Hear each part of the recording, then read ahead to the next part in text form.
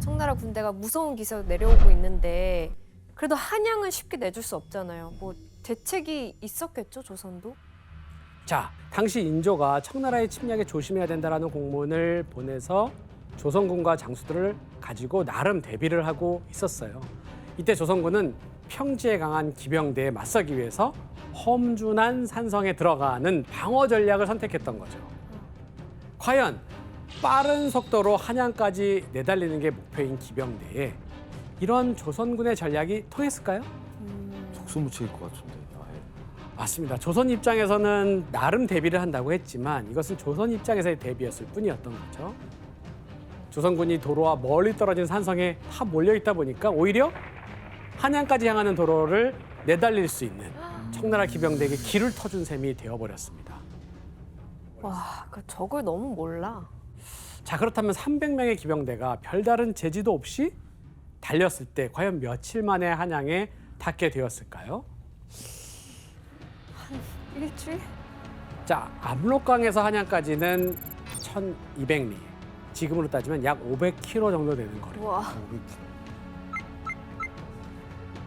자, 인조가 있는 한양에 닿은 게 12월 14일. 그러니까 불과 6일 만에 한양에 도착했던 거였습니다.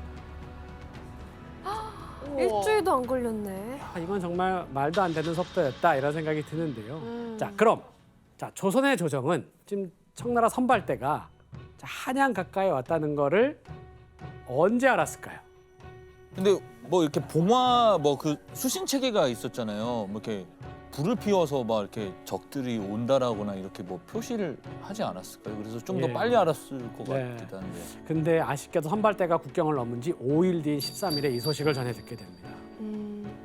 갑자기 13일에 청나라군이 한양 가까이 왔다는 보고를 받은 조정은 놀랄 수밖에 없었습니다. 이 소식을 들은 인조는 부랴부랴 복림대금을 포함한 왕실 식구들을 안전한 곳이라고 생각하는 어디로 보냈을까요? 강화도로 보내게 됩니다. 또 똑같이 한 거네요, 정리호란 때랑. 근데 이어서 인조와 소현세자도 숭례문까지 가는데 그때 청나라의 선발대가 홍제원, 지금의 서대문구 홍제동 인근까지 도착했다라고 하는 급보를 듣게 되죠. 금방 잡히겠는데요? 한양 서쪽의 홍제원에서 인조가 있는 숭례문까지는 직선거리로 보면 약 4km도 안 됩니다. 즉 말을 달리면 코 닿을 거리였던 겁니다. 게다가 당시 전쟁이 일어났다는 소식을 들은 한양의 백성들이 피난 행렬이 막 뒤엉키게 되니까 인조를 호위했던 군사들도 엄청나게 당황했었던 겁니다. 이때 인조는 청나라군과 정반대 방향을 틀어서 도착한 곳 바로 20km 떨어져 있는 어디일까요? 남한산성. 남한산성으로 피신을 한 겁니다. 자, 이로써 홍타이지는 계획대로 인조가 어디로 가는 걸 막았을까요? 강화도로 가는 건 막는 데 성공합니다. 그리고 그 결과 청해 선발대가 도착한 지 2주 후부터 홍타이지가 직접 이끄는 본진 부대와 주요 부대가 남한산성으로 도착해서 진을 치게 되는 거였습니다. 영우 씨, 그러면 홍타이지가 이거 혹시 조선의 전략을 미리 알고 다 계획한 건가요? 예, 아마 알았을 것 같아요. 왜냐면은 청나라 사신들하고 상인들이 자주 왔다 갔다 했다고 했잖아요. 그래서 미리 좀 조선이 어떤 식으로 대비하는지 그런 것들을 알 수 있더라고요. 그리고 제가 드라마에서 했던 대사인데 만주어로 한번 해볼게요. 어전 좌우야니왕 아프가니 장겐틀러 호튼버 특시로 강화튼도 포바 저 쿠버신담비.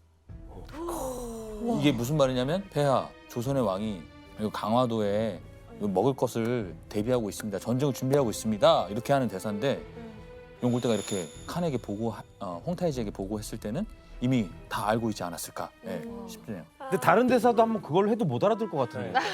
NG가 나도 아무도 모릅니다. 그러니까 상대 배우도 몰라요. 상대 배우도. 밑에 자막만 제대로 써서 나가면 되잖아요. 그렇죠. 아무도 모릅니다.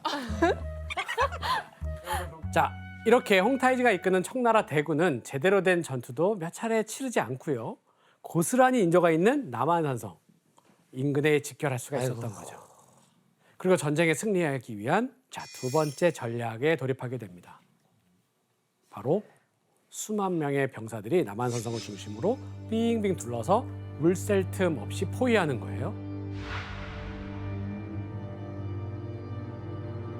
자, 이때 남한산성에는 적게 보면 약 12,000, 많게는 18,000명의 군사밖에 없었다고 해요.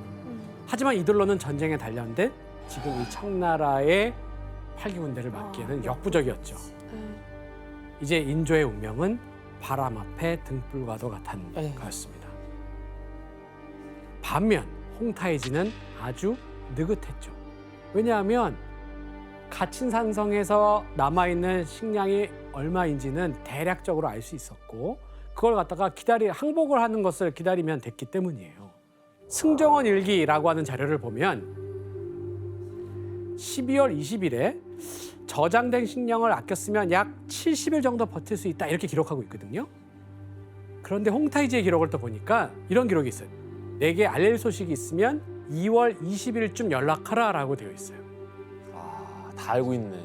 홍타이지는 최소 2월 하순까지는 조선에 머물 생각이 있었다라는 것을 미루어 짐작할 수 있는 거죠. 자, 홍타이지는 2달 이상 남한산성을 완전히 포위하고 성의의 조선인들이 완전히 굶주려서 말라 비틀어질 때까지 기다리기로 한 겁니다. 알린서 9일 호톤 휘턴이 4분빌 차오얀 호탄 수도 호톤버트였지 지수입을점이 파이샤 와차치 알고나 조합부 복실 호톤이 의턴 죽은 북한빌 이노 홍타이지의 요구사항은 확고했어요. 뭐였을까요? 군신 관계로 바꾸자. 맞습니다. 바로 그거죠. 인조가 성에서 직접 나와서 자신의 앞에서 신하의 예를 갖춰야 한다는 거였어요. 그리고 전국에서 많은 백성들이 남한산성에 같이 왕을 구하기 위해서 달려옵니다. 드라마 대사로도 나오는 근왕병이 바로 그걸 말하는 것이죠. 하지만 훈련도 제대로 받지 못한 상태에서 살벌한 실전 경험을 거친 청나라 전사들과 싸웠을 경우에 이기기가 어려웠던 거죠. 그래서 충청, 강원, 경기 등 곳곳에서 모인 의병들은 있었지만 남한산성에 도착하지도 못한 채 가지도 못한 채 대부분 청나라 군대에 막혀서 도륙당하게 되었습니다. 이 시기에 홍타이지는 여유를 두고 인조와 여러 차례 국서를 주고받았는데요. 이 내용을 한번 최용호 씨가 한번 읽어주시겠습니까? 이제 짐이 대군을 이끌고 너의 팔도를 무찌르려고 하는데 네가 부모처럼 섬기는 명나라가 장차 어떻게 너희를 구해주는지 보고 싶구나. 네가 스스로 무고한 백성을 물불 속으로 몰아넣은 것이니 억주의 많은 사람들이 어찌 너를 탓하지 않으려. 와, 역시 배우는 다르네요. 감정이 다르네요. 항상 AI처럼 읽는 아나운서 톤으로 듣다가 이게 감정 섞인 인간다운 이런 톤으로 들으니까 확 와닿네요. 달라. 자, 어쨌든 지금 우리가 다 들으면서 느꼈던 것처럼 청나라의 대군이 자리 잡으면서 조선 백성들은 참혹한 피해를 입고 있는 바로 이 상황입니다. 그래서 청나라 진영에는 포로로 잡힌 여자들이 굉장히 많았다 그래요. 이때 자, 청나라 진영 인근에는 이것이 널리 퍼져 있었는데 과연 뭐였을까요? 시체? 누구의? 남편? 아니요. 그러면 애기? 애기? 애기들의 시체입니다. 젊은 여성만 원했던 청나라 병사들은 이들에게 딸린 아이들을 죽인 후에 청나라 진영 근처에 시체를 유기했던 거예요. 아이고. 이처럼 청나라 진영에 있는 조선 백성들의 모습은 굉장히 처참했는데요. 당시 기록인 병자록을 보면 이런 기록이 있습니다. 규현 씨가 한번 읽어주시겠어요? 조선인들이 무언가를 호소하려 하면 청군이 철퇴로 때려 참혹한 정상을 참아 볼 수가 없다. 어떤 이는 벌써 살해당했고 어떤 이는 화살을 맞았는데 목숨이 아직 끊어지지 않았고 어떤 이는 전하를 쫓아오다 적에게 잡혀갔고 모두 비참한 장면들 뿐이었다. 비참한. 참혹하네요. 흑살이네요 그냥. 네. 허윤 씨, 근데 이때 조선의 편에 명나라는 뭐 하고 계셨습니까? 사실 그때 명나라는 조선을 돕고 싶어도 도울 여력이 안 됐어요. 그게 무엇 때문이었냐면 사실 병자호란을 일으키기 5개월 전에 미리 명을 공격을 해서 대대적인 약탈전을 벌이게 된 거죠. 명나라는 피해를 수습하느라 쉽사리 지원군을 보내기 어려웠던 거죠. 머리 좋네. 자, 그런데 이 남한산성을 포위한 지 약 한 달째가 지난 1월 17일 날 한없이 느긋할 것만 같았던 홍타이지의 태도가 갑자기 돌변하게 됩니다. 빨리 항복해라. 청나라 군대는 남한산성에 포탄, 즉 홍위포를 막 쏘면서 재촉합니다. 왜 그러지? 자, 여기서 청나라 군대는 남한산성에 포탄, 즉 홍위포를 막 쏘면서 재촉합니다. 왜 그러지? 자, 여기서 문제 내도록 하겠습니다. 홍타이지가 항복을 재촉한 이유는 이것을 두려워했기 때문이었는데요. 당시 가장 무서운 질병으로 여겨졌던 이것은 무엇일까요? 이거 힌트를 또 하나 드리고 싶은데. 정답. 일단 홍타이지는 성 밖에서 지금 어쨌든 뭐 어떻게 보면 야박을 하고 있는 거잖아요. 그렇죠. 텐트를 친 건 뭘 하건. 쯔쯔가무 씨? 쯔쯔가무시. 지원 씨, 오답입니다. 진짜 무섭다. 정답. 네, 규현 씨. 그 청나라가 막 약탈하고 그랬다 그랬잖아요. 네.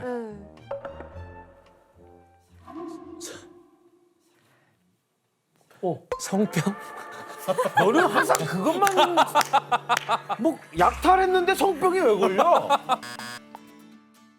정답. 네, 혜성 씨. 혹시 마마라고 불렸던 그거 아닌가요? 맘마 호환? 마마? 옛날 어린아이들은 그쵸. 호환 마마를 잘 호환 마마. 무서워했으나 호환마마. 천연두? 혜성 씨. 정답입니다. 오. 정답은 바로 당시 조선에 창궐했던 천연두인데요. 자, 한번 볼까요? 네. 수두 같은 건가? 뭐야?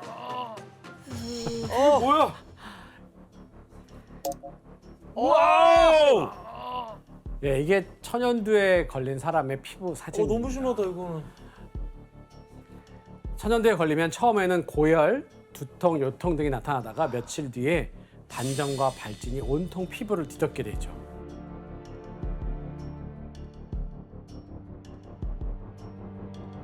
아니 저기 천연두는 치사율이 자그마치 30%에 달했어요. 심한 건 거죠? 예, 좀 아주 심한 겁니다. 걸린 사람 10명 중 3명이 죽은 겁니다. 자, 그래서 천연두는 인류 역사상 가장 많은 목숨을 빼앗아간 질병으로 불리죠. 바로 그 무서운 천연두가 지금 어디에서 생겼냐면 청나라에 있는 군대에 퍼지고 있었던 거예요. 와. 그럼 좀만 더 버텼으면 예. 청나라 군대도 위험했네요. 그렇죠. 그러면. 그래서 홍타이지는 천연두 피해가 더 커지기 전에 빨리 전쟁을 끝내고 돌아가려고 했던 거죠. 근데 영우 씨, 이 네. 청나라의 이 엄청난 약점이 어떻게 보면 생긴 거잖아요. 네네네. 이 천연두. 그럼 조선에서는 이걸 몰랐어, 이 사실을? 예, 몰랐어요. 이 드라마에선 조선이 천연두가 발병한 사실을 알고 이를 협상에 유리하게 이렇게 사용하려고 했던 걸로 나오지만 이거는 이제 극적인 어떤 재미를 위해서 만든 거고요. 사실은 전혀 몰랐다고 해요. 몰랐구나. 교사님 그럼 홍타이지가 항복을 이렇게 재촉을 막 하고 있는데 네. 인조는 어떻게 대응을 했어요? 이틀 뒤에 조선의 왕 인조는 어쩔 수 없이 좀만 기다리지. 청황제의 명을 받들겠다라고 아깝다. 하면서 좀만 기다리지. 조선이 청나라의 신하가 되겠다는 사실상의 항복 의사를 밝히게 됩니다. 그럼 홍타이지는 여기에 만족했을까요? 그럼 또 뭘 바래요? 제대로 보여줘. 네. 굉장히 급한 상황이었음에도 불구하고 홍타이지는 반드시 조선의 왕이 방 바깥으로 나와서 자신이 보는 앞에서 직접 무릎을 꿇고 항복 의식을 해야 된다라고 하는 것을 요구합니다. 하지만 조정에서는 절대 이 요구를 수용하기는 어려웠겠죠. 만약 왕이 성 밖으로 나갔다가 홍타이지가 그 자리에서 죽여버리면 어떡해요? 그럴 가능성도 생각하지 않을 수가 없고, 그러자 다급해진 홍타이지는 도르곤을 파견해서 강화도에서 왕실 가족들과 복림대군까지 잡아오기에 이르죠. 하지만 결국 왕실 가족들이 사로잡혔다라고 하는 소식을 듣자 인조는 어쩔 수가 없었던 거예요. 이제 더 이상은 버티기가 어려웠죠. 사직을 지키기 위해서 청의 요구를 수용하게 됩니다. 즉 왕이 직접 성문 밖으로 나가서 항복의 의식을 치르기로 한 거예요. 그리고 1월 30일 인조는 원래는 왕의 복장인 골령포를 입고 나가야 되는데 신하의 입장, 하급 관리가 입는 남색 옷을 입고 남한산성에 나서서 삼전도에 도착을 하죠. 그리고 이곳에서 홍타이지를 향해서 항복 의례를 치르게 됩니다.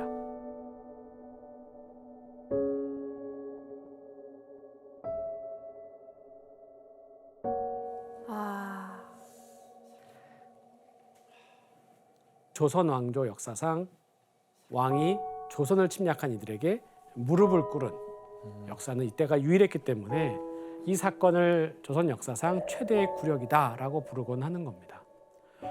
또한 이 의례에는 만주인, 몽골인 그리고 한족 출신의 장군들이 다 함께 오지 않았겠습니까? 네. 이는 홍타이지가 온전하게 이제 드디어 청나라 황제로서의 입지를 다짐과 동시에 조선을 비롯한 인근 지역에 이제 명나라가 아니라 누구의 시대가 됐다?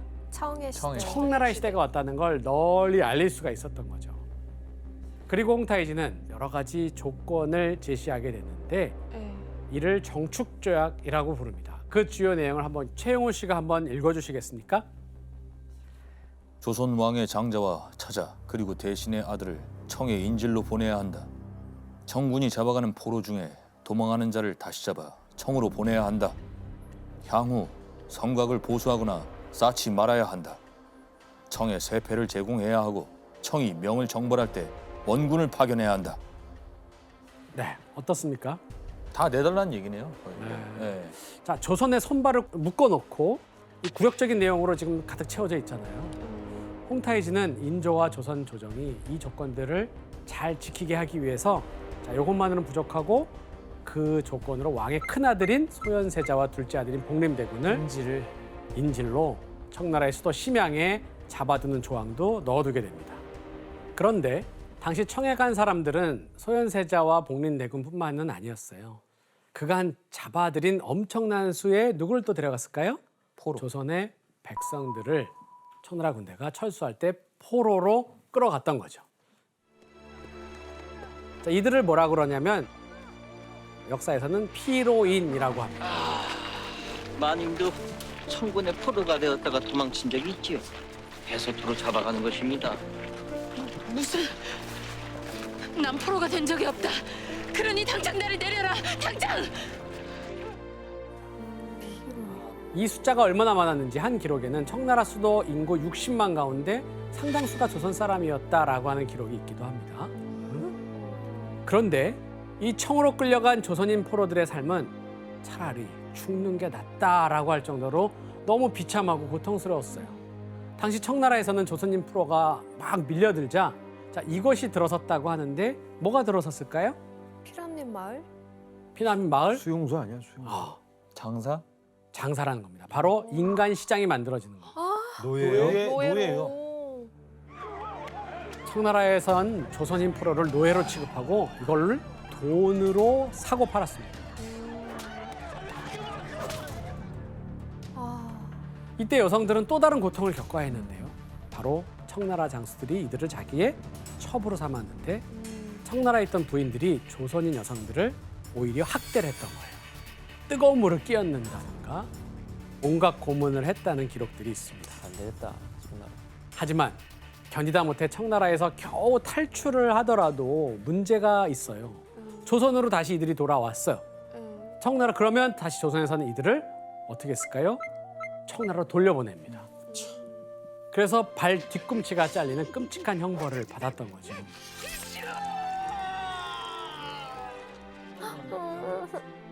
특히 이 여성들은 더더욱 환영받지를 못했는데 왜냐? 바로 몸이 더럽혀졌다라고 멸시당하면서 조선으로 돌아와도 다시 남편에게 버림을 받았던 겁니다.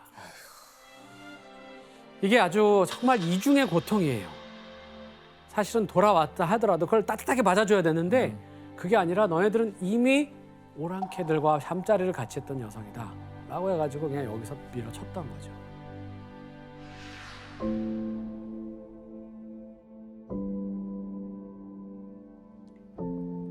오랑캐에게 욕을 당한 길체는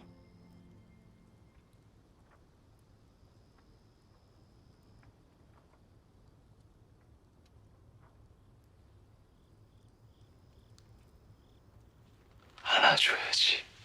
괴로웠을 때.